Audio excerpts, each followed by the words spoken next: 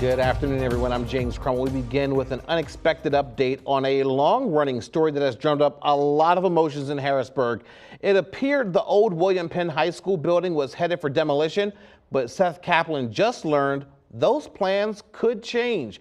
He's live outside the school with the latest. Seth, what's going on? Very interesting developments indeed, James. Very often we come out to a media availability. We kind of know what we're walking into, right? We know the headlines, just going to get more details. This was very different. We thought we knew that most, as you said, of that building was going to be demolished. We thought the question was, would this facade perhaps remain? What would that cost? How would that happen? Those sorts of things. And we ended up learning that, in fact, everything is back on the table. Now, one thing everybody agrees on about this building is that it is in bad shape and something has to happen. You can't go inside there right now safely and do anything, whatever that future plan may be. A couple years ago, there was a tentative deal to sell the building. School board ended up deciding, no, let's not do that. Let's hold on to the property and the building. Then decided, as you said, let's demolish the building, but hold on to the property.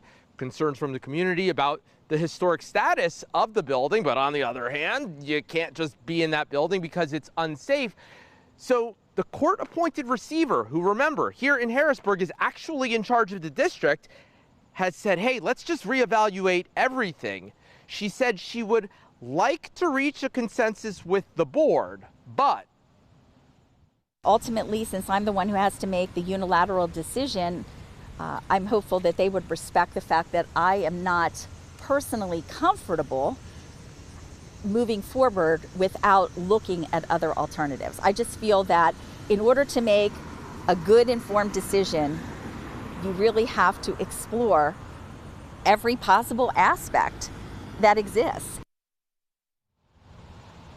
And one of those aspects that exists, she says, would be, in fact, preserving all or part of the rest of the building. What would it become in the future? She mentioned possibly a VOTEC school, vocational technical school. She said there's a need for that. She doesn't know. She just thinks, though, that right now, demolishing the building without knowing what's going to happen next, without selling the property and spending $7 million to demolish the building, is not necessarily the right decision. As you heard her say, she respects that the board elected by the community doesn't necessarily agree with that, but under this arrangement here in Harrisburg, where you have this court-appointed receiver over the board because of the past problems in the district, ultimately she has to make that decision. And she said she's made this decision to essentially not decide yet based on feedback from the community. She's heard everybody saying how they feel about this building, and she knows it's dangerous in there. She knows they have insurance issues and all kinds of other things, but doesn't want to make the decision quite yet because once you demolish it, that of course is irreversible. James. Seth, this is quite a turnaround. We know we've been hearing from a lot of people in the community as well, and I'm sure she has too.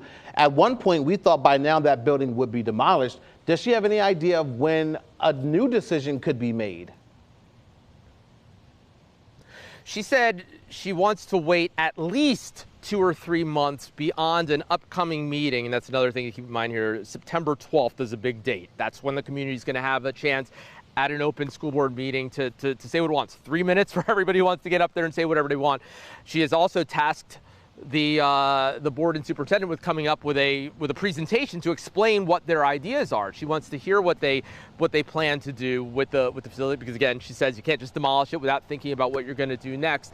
So then she said 2 or 3 months beyond that. That would take you almost to the end of the year. She said, by the way, that's too short a timeline to really make big decisions about this. She said, realistically, it could take more like a year if, in fact, they're going to go in a different direction. So that's an at least, not an at most, 2 or 3 months. Very interesting developments there. Seth Kaplan, live in Harrisburg. Thank you very much for that today.